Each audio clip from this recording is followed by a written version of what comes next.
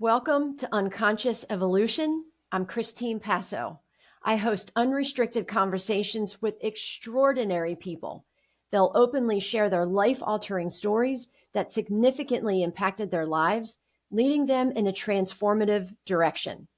And just a little note that it's really important to me that the guests I have on the show be fully accessible to you, the listeners. I'll always include their contact information and social media handles in the show notes. Today, Teri Swope is gracing me with her time and story. Teri Swope has 25 years of executive leadership experience, is an author, speaker, and transformative workshop facilitator. Her path is one of resilience, perseverance, vulnerability, and grace. And it's her purpose in life to model the way. Teri, what would you like to share today? And has anything different come up for you in recent hours that you want to tell us? Yeah, well, thank you so much for inviting me to be here. This is such a special time with you and a special relationship that we have. And so I'm just really grateful that that you invited me here. And I'm also grateful for that just freedom to go wherever I feel called to go. I just went for a quick walk right before our time this morning, and something did come up for me. And you know what's Okay. interesting is I just gave you last week or a few days ago a description, like who I am. Mm-hmm. And one of the things that I was thinking about on my walk, which is something that I think about often, is of each life experience that I've had, each challenging life experience. I firmly believe there's always something to learn. Like, it's not for nothing. There is something to learn, and if we don't learn it, then a similar experience will come back up again. So that's what we're doing here. We're evolving, we're learning, we're growing, we're becoming more of who we are. We're becoming more aware of who we are. Mm-hmm. So I was thinking about that on my walk, and I was thinking, what is it really that I've learned from this most recent experience with the health condition, with my cancer, which I am now, 5 months out, I think, from my chemo, and I've been cancer free for several months, still in the recovery process, but certainly I don't want to invite the experience back in again. This particular type of cancer that I have had does have a tendency to come back, and I don't want it back, though that's part of what I've learned as well. I'm sort of open to whatever life has to send my way, because I do know there's something to learn from it. So I am also not pushing whatever life has for me away. But all of that to say, I was thinking, what is it that I have learned from this experience? And one of the things that came up for me is my attachment to these labels. This has really been life work for me. So one of the labels that I identified with for many decades was a vegetarian. I'm a vegetarian. And it was something that, I sort of wore on my sleeve as something that identified who I was, and it symbolized my morals and my ethics and my commitment to my health. Or so I thought. But it was a label that I was sort of attached to. And I gave up my vegetarianism when I started the healing process. So back in March, when I was done with the chemo, my functional medicine doctor strongly recommended that I start eating more animal products to help my body heal. And I heeded that recommendation. And I had to sort of wrestle with, why was I a vegetarian all along anyway? Why did I cling to it for so long? And a lot of it had to do with the ethical treatment of animals and the availability of good quality sources of meat. But, digging sort of deeper into that, I realized that I identified with that label, vegetarianism. And I also identified with the label of a healthy person.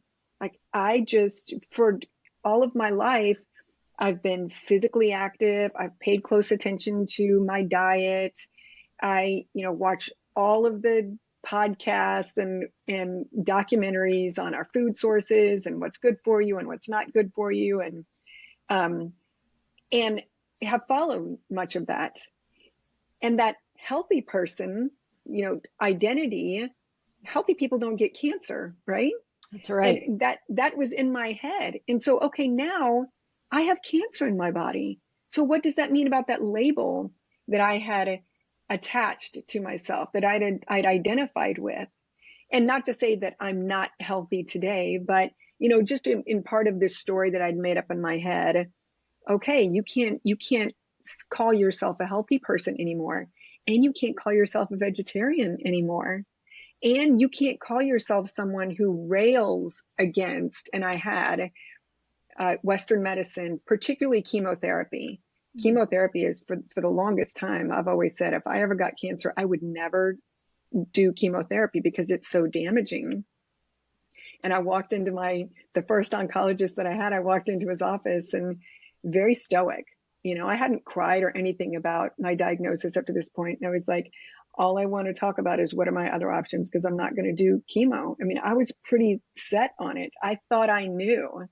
And he said, I really hate to hear you say that, because I'm afraid to say if you don't get chemo for this particular condition, you'll be dead in 6 months. So that was a little bit of an eye opener. Whoa. Yeah, it was an eye opener. But so I went to my second oncologist, who was the oncologist that I ended up, because I didn't believe him, right? I'm like, okay, if that's your position, then you're not going to be my oncologist. So I go to my second oncologist, who was a recommendation of my functional medicine doctor. And incidentally, 15 minutes down the road, I live in the middle of Amish country, and my oncologist is 15 minutes down the road, privately owned oncology practice, which is almost unheard of these days. Family run. His dad started the business, and immediately there was a connection. The energy in this office is just palpable. It just is dripping with love and compassion. And he essentially told me the same thing. This is very, very curable. He said, I don't say that to everybody, but chemotherapy is the best path. And then my functional medicine doctor told me the same thing. So then, I go through chemo, and now I can't, that's not my label anymore either. This person who rails against Western medicine and against chemo. So it sort of brought me to, well, who am I if I'm not all of those labels? If I'm not a vegetarian, and I'm not my hair, I'm not, like, by my definition, or by the social definition of pretty, because bald is, like, by social definitions, not pretty. So who am I? And it was top of mind for me because I just gave you that description of, I'm an author, I'm a coach, I'm all of this list of things. And I'm like, but I'm really not. I am not those things. Those are things that I do, right? The vegetarianism is not who I am. It's something that I believed and I subscribed to for a period in my life. The chemotherapy, that wasn't somebody that I was. It is just something that I believed in. So I really learned to detach myself from any and all labels. And by the way, that includes mom, sister, daughter, all of it. It's a label, because I consider certain people in my lives my sisters, and there's no blood relation, right? So then really, what does the label mean? So one of the things that I am still learning, it's conscious for me that it's a lesson that I needed to learn, but I'm still learning and still evolving. And that is, just be careful what you attach yourself to, and don't identify too much with it, and be ready to question what you think you know for sure. Oh my gosh, Teri, you just said so many things. I mean, actually, there are several wow moments that I know our listeners are going, "Oh my gosh." Because I mean, you just talked about a whole lot. So, I want to dissect a few things really quickly. So, you began really with talking about your cancer diagnosis and the woman that you were at that time. But if you don't mind, I would love to hear that you'd said you hadn't cried, right? You went to the Mm-hmm. doctor for the first time and you hadn't cried. Do you remember the moment that you got the diagnosis and what exactly in your mind? I mean, aside from, well, I'm not going through with chemo. Mm-hmm. How did that sit with you? I mean, you have a husband, you have a family, you have children. It's like, how did that sit with you? Mm-hmm. Mm-hmm. Oh my gosh, that's such a great question. It's a story that I like to tell, even though, and I've learned this from you, I do wonder if I've still processed all of the grief around that moment. I do wonder that. But backtrack a little bit, and without going into a bunch of detail, you and I've shared some of this with you before personally, but I have been through a tremendous amount of challenging life experiences, especially over the course of the past 10 years. And so when this came up, it started with just a swollen lymph node, and I didn't think anything of it. So I didn't have any other symptoms besides the swollen lymph node, no pain, no anything. Not that I could tell anyway. So, I went to a couple of doctors. I waited a little too long, but went to a couple of doctors and they were like, well, it's not that.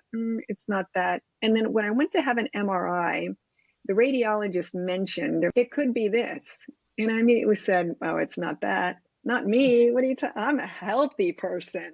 It's not that. So but he'd already sort of planted that seed.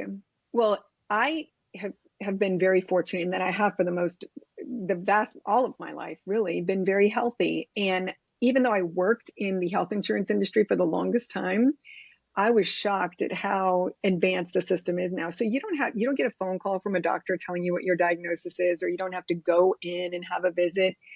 You just get a text saying, okay, your test results are ready, and you can log into your portal and see the results. So I mean, that's how that's I just found out. despicable, you know? I mean, if you really think about that, it's like all we want is convenience. And then you get convenience and you're like, that was earth shattering. Except for it really wasn't. So my husband and we knew the possibility because that seed had already been planted by the radiologist. And I told my husband about that. So when the text came in, I said, do you want to open it together? And he said, absolutely. So we're standing there, we open it, and I see the diagnosis. And my first thought was, okay, so this is what's next. This is what's next. Because I had just been through so many really, really hard life experiences and it was top of mind for me. And I also believe there's a purpose behind every single one of them. I mean, if you know anything about me, I'm not a victim of my life or any of my life's circumstances. But that's the first thing that came up for me is, okay, this is what's next. And, for a brief time, a very brief moment, it crossed my mind, what if I can't cure this with food or with supplements? And, what does that mean? But I never felt like I never felt like it was going to kill me. I just never did. I really was never afraid of that. It was a little jarring whenever that first oncologist told me, because he was so direct about it. Yeah.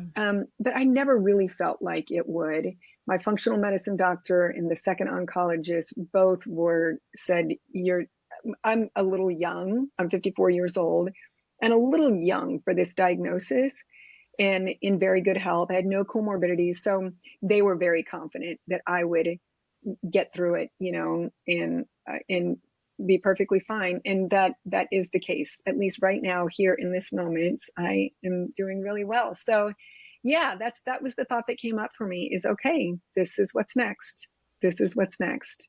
Well, I mean, first of all, I'm so glad that you're doing well. I mean, I know actually you and I just kind of cosmically connected just after you had your diagnosis. I mean, you probably had it maybe a month or two before because there's all that prep, right? And I have the timing Yeah. and we were messaging each other and on LinkedIn, you trusted me to tell me that you were starting chemotherapy and Mm-hmm. our bond just became extra special. And so really having you as my first guest is an emotional moment for me.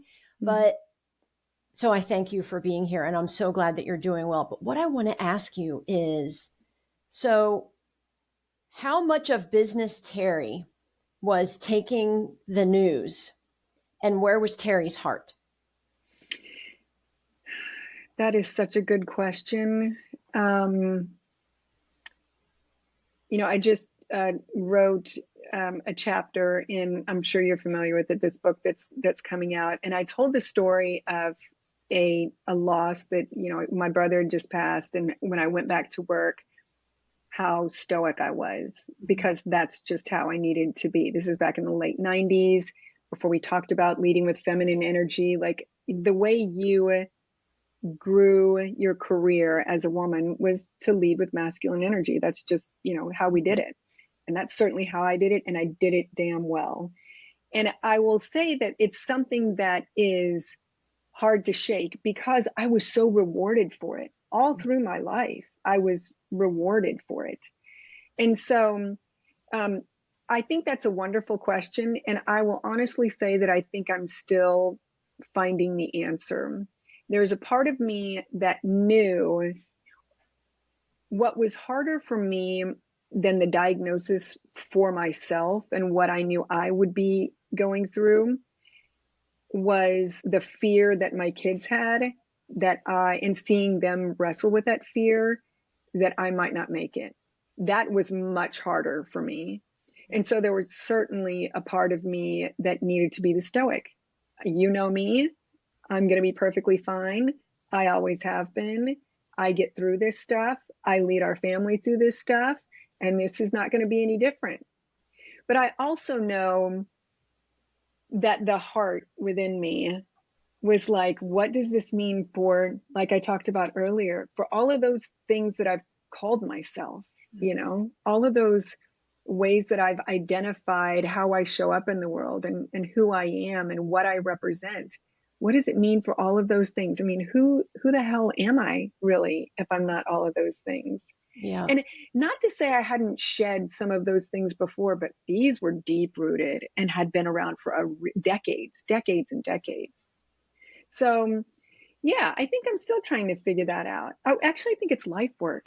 It's life work to figure out, who are we really without all of the labels, without all of the suffixes, like, Oh who my are we gosh. really? Yes, and we're desperate to have that answer. We're desperate to know it. But what if, and this is something that I have experienced recently. So, I've been grieving the loss of our Sheltie Maya Ray, and it's completely changed my life. It has by far been the most significant, impactful loss of my life. And that doesn't mean I didn't love the people that I also lost. I absolutely did.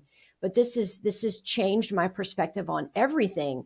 And it's made me realize that all these things that I've been trying desperately to overcome, get rid of, like these names, these labels, all these, the inner critic, that terrible, negative conversations that I would have with myself, and looking at my future and thinking, is it going to be what I want? It's like all this planning or inviting the past into the future, into the present, like none of it's real.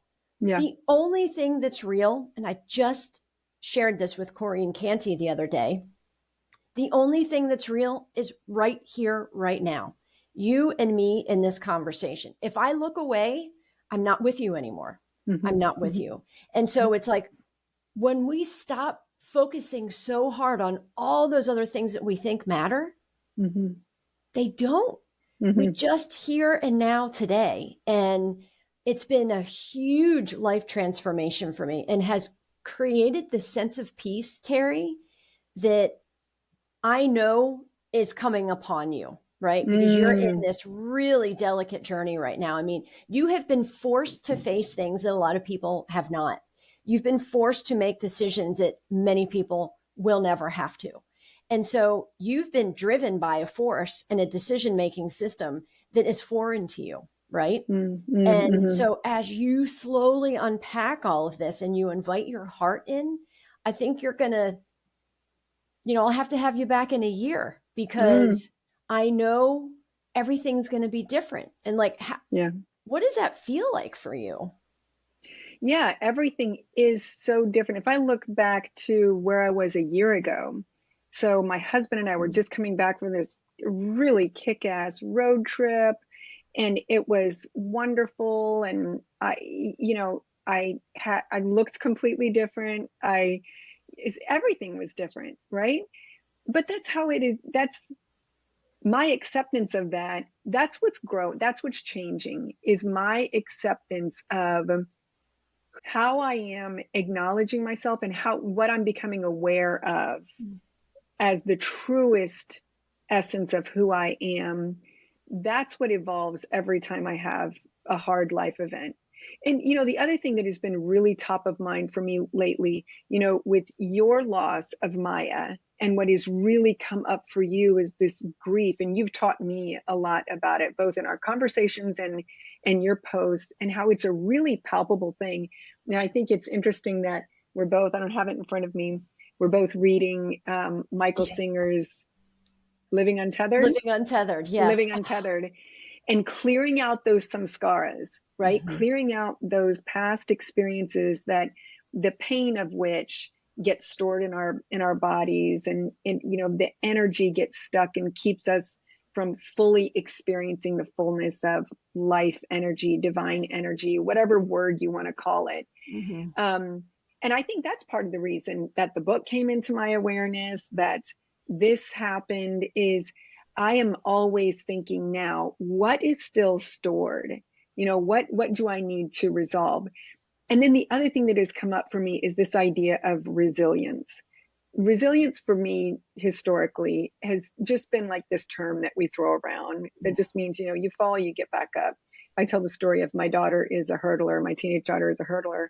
And when she has fallen a couple of times, she's had some really bad falls, which is exactly why people never want to do hurdles, because they're afraid of those gnarly falls. Oh my gosh, I have to interrupt. Watching the Olympics,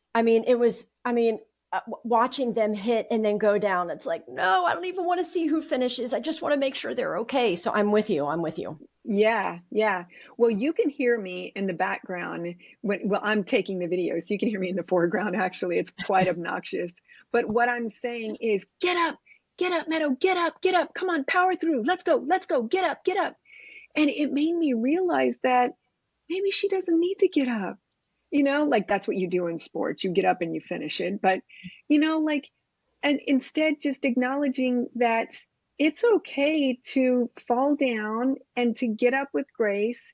But as long as you get up, and we all have the ability to get up. So this idea of resilience being something that we all have.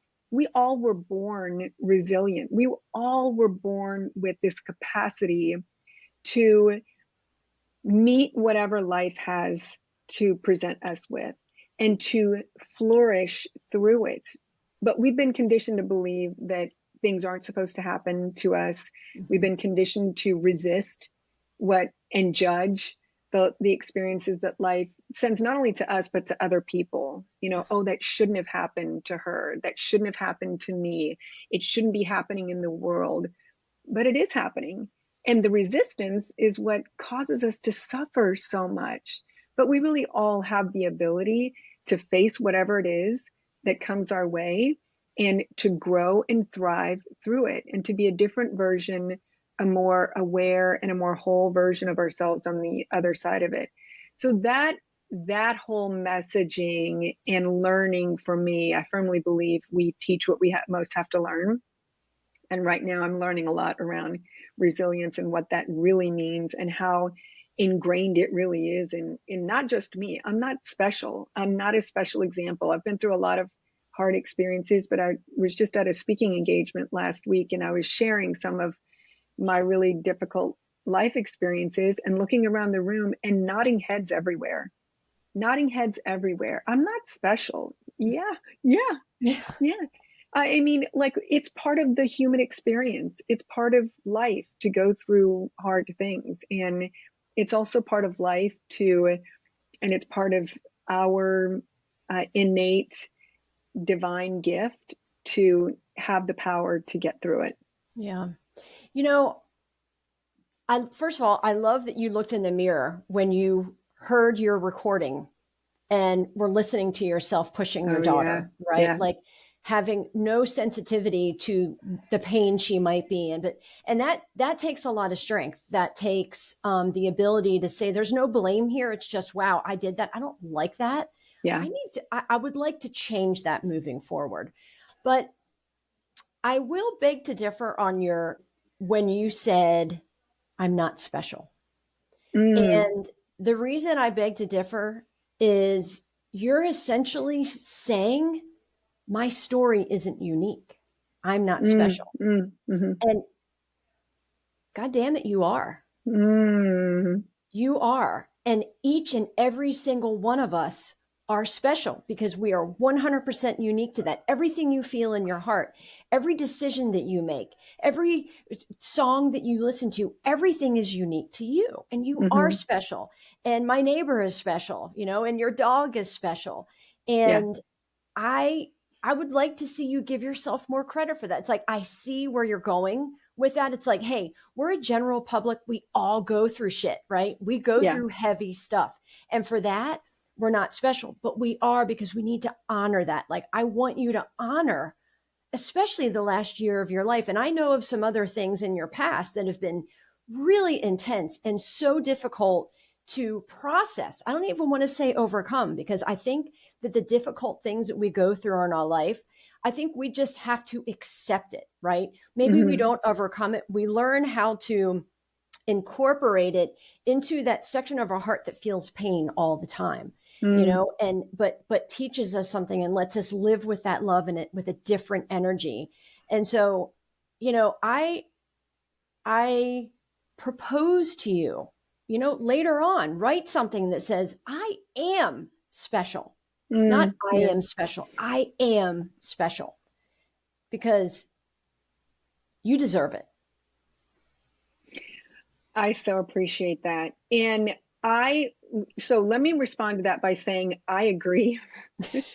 I mean, I do most definitely believe that I am unique and I am a unique expression of the creator of the universe, whatever you choose to call it, doesn't matter, right? I absolutely do believe that. I think what I mean when I say I'm not special is that the ability that I am nurturing, the ability that I have to process things and to sort of assimilate them and accept them into my life and to help create a higher version of myself or help a higher version of myself, sort of come to the surface. That is what is not you. That's what I think that's just part of us. We all have that capacity as humans. So that's what I mean when I say I'm not special, because here's what has happened so often is that people say to me, oh my gosh, you're so strong. Gosh, Mm. you've been through so much. You're so strong. I can't imagine ever being that strong. That is kind of the myth that I want to dispel. Yeah. And maybe you can't imagine it, but just because you can't imagine it doesn't mean you don't have that strength, Yeah. because you do. You have to lay claim to it. You Yes. absolutely have to lay claim to it, but we all have that strength. We just have to remember it. We have to remember, we have to kind of shed all of the conditioning, the social conditioning. It starts early Yeah. that tells us that we're not strong. That's what I mean when I say I'm not special, in my ability to handle anything and process and allow. We all have that. Yeah, I love that. And you mentioned two words back to back as it's a process, right? A stepping stone.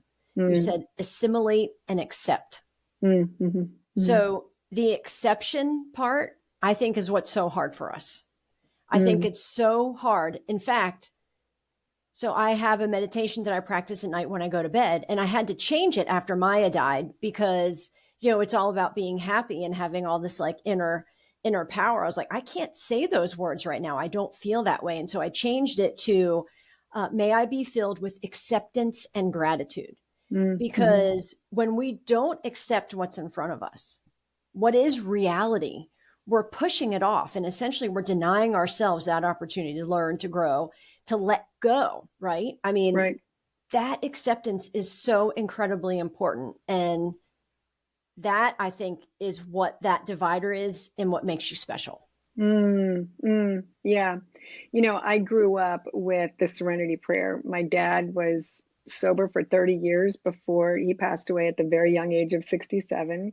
But so he was in Alcoholics Anonymous for that entire 30 years. And we grew up with God grant me the serenity to accept the things I cannot change and the Oh, courage to change the things I can. But I tell you, I was probably in my 30s before I really understood what that meant. And in my 40s before I really started accepting the things that I cannot change, because before that it was just, it sounded nice, but really accepting what I can't take it back. I can't change it. I can't change what has happened. So what can I change? What can I change? That's what I have to focus on. And then it does take courage. It does take courage to take the chemo, right? To agree to take the chemo, to shed the vegetarian labels, to deal with the judgment, which, as you and I know, as we have these a presence on social media platforms, and when you put yourself out there and you're authentic, you open yourself up to judgment, right? And so it takes courage to keep on showing up with your truth and my truth and my message. But yeah, that's been a huge lesson for me, is acceptance. But and also it's also been a source of peace for me as well, because I know if I can accept all of the things that have happened in my life, this most recent one, being it's just the most recent, then I'm not fearful of what's next, because I know that, for one thing, if I'm worried about what's next, I'm not living here in this present moment with you in this special time. And there's nothing that, I I can't change something that hasn't happened anyway. And once it does happen, if there's nothing I can do to change it, then it brings me peace to know that I know how to accept. I know how to accept.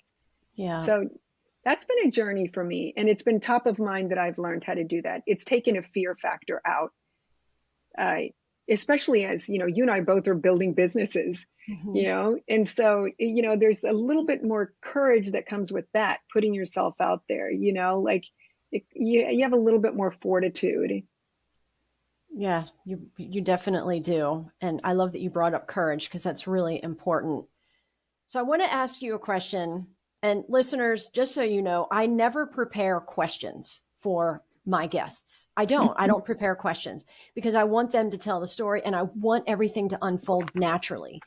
And so you talked in the beginning about all the labels, right? That you sent me this bio with all these labels, author and, keynote speaker. And I mean, which are, you have done all those things. That essentially is part of the work that you do. But knowing now and having that realization, it's like, well, that's not really me. Can you think of how now this realization might inspire the keynotes that you offer?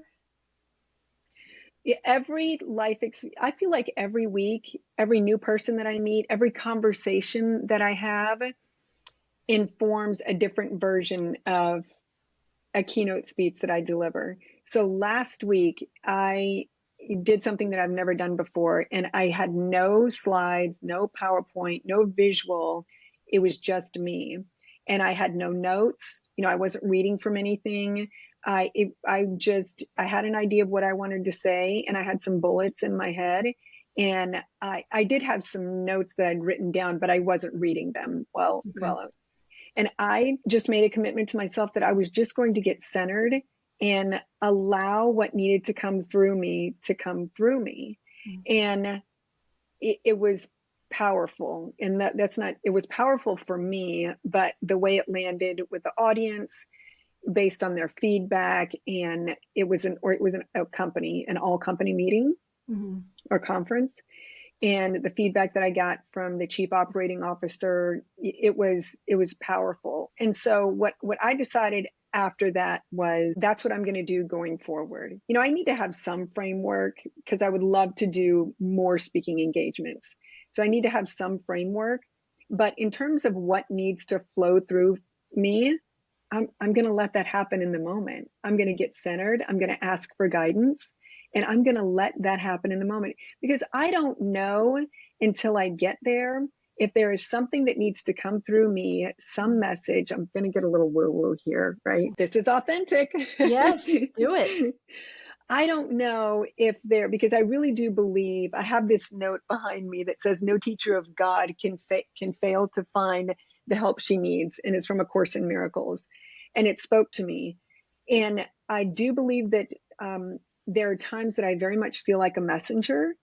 And it is those times when I am very centered and not in my head and not in my ego and not in my labels, just being and allowing. And I never know if there is somebody in the audience that needs to hear something, some sentence, some specific message that is mine to deliver. And maybe that person can't hear it from anybody else but me. And so obviously, just for the sake of, you know, having people knowing what you're going to talk about, I do have a framework. And, you know, I talk about self-awareness and resilience and our ability to control our own experience of life. But, you know, I had an experience last week where one woman came up to me afterwards, and I didn't even realize she had been in the audience 3 months prior, 4 months prior, in another keynote that I gave. But she was, and she came up to me afterwards and she said, I just want to let you know that 4 months ago when I heard you speak, you gave me permission to, and she went on to say this really, really difficult experience that she was having in her life. And she said, you gave me permission to share it authentically, to rid myself of the shame, to quit hiding it. And I was like, wow, I had no idea. I didn't know that I said that. I didn't know, she didn't tell me that afterwards. And it just reinforced for me what I just said. I just need to get centered and listen. It's not about me. It's not about my agenda or my message. It's just allowing. Well, you know, So, I think it is about your message, though, Teri, right? Because that's how people identify. You reached her because you were saying something that clearly was passionate for you, that you've been through, or that you had evolved in your life, and that's how she was able to, you know, to absorb it and create a change. And you know, I'll tell you, I think we have, in fact, not I think, I know we have so much more impact on people than we ever know. Most 100%. people, yeah, most people won't tell us, and that's okay. Like, I don't even feel comfortable saying that's okay because it doesn't need permission. I mean, sometimes we don't realize that we were impacted for a week later or 2 weeks Mm-hmm. later or a Mm-hmm. year later. And so what you do and what you're giving out to this world in your LinkedIn posts, and in the keynotes that you offer and the workshops that you offer, I mean, you're changing lives. Every single person is changing other people's lives every day. And if we Yes. just honed in on that for 1 second and like let go of all these other things that we think about all day long, like, oh, I shouldn't have worn this outfit. Oh, I ate too much for lunch. You know, I didn't pick this up at the grocery store. I'm a failure. It's like, there's so many things. It's like, you know what? Let me instead thrive on this thought today. Mm-hmm. And you have inspired that in me to express that and to share that right now. Mm-hmm. And I thank you. I thank you for that. Oh my gosh, thank you. I 100% agree with that. I 100% agree that we are all leaving these little droplets of gifts in each other's lives. And sometimes that gift comes packaged in something that doesn't look like a gift, right? But it's still a gift, and it's how we evolve. It's what connects us all. It's we why we thrive on connection, Mm-hmm. because we grow from each other. And when I say that it's not me, I say me from a place of ego. It's Mm-hmm. not my ego that I need to be, I need to be the one with the powerful message, or the powerful keynote, or I need to be talked about. I don't need that for my ego. That's the me that I mean. But you're right. It is coming through me, and it's my life experiences, and it's my learning and growing that I'm sharing, kind of stumbling along the way, Yes. stumbling and sharing along the way. But that's part of it too, is sometimes it's not pretty, and the stories that I share aren't pretty, and people kind of cringe, but that's life, and that's part of what connects with other people, that are hiding, the pain and the experience and the shame. And so, yeah, that's what I'm here for. I'm here for all of that, you Uh, know. I love that. And that's one of the reasons why I asked you to Mm, be a guest today. And I want to thank you. I think that's actually you just offered a great show wrap up there with that last dialogue. And I just want to thank you so much for sharing a very sensitive time in your life that you're still unpacking. I mean, that's mhm, the thing. And mhm. I really would like for you to come back in 6 months or a year and share a bit more about now being on the other side of those feelings, and sharing what you've learned since then. But I just thank you so much. Thank you for sharing everything with our listeners and opening up the capacity for people to reach out to you for both your business and just maybe to share their own personal story. So thank you so much, Teri. And, thank you to the listeners for tuning in. You all are awesome. You'll find Teri's contact information in the show notes, and I encourage you to reach out to her. Teri, any Mhm. parting thoughts? I just want to thank you as well. Thank you for doing something so unique. This just sort of authentic, no scripting, no prepping, just us being fully who we are. I think there's so much value in that. And I value you and our time together and our relationship. Thank you. Thank you deeply for inviting me to be here today. Thank you. Thank you. I appreciate. I am learning to receive gratitude, right? So that is given to me. So thank you. That means a lot to me and fills me up for today. So listeners, until next time, enjoy yourself, enjoy the moment, and try to discover if you're aware of your own unconscious evolution.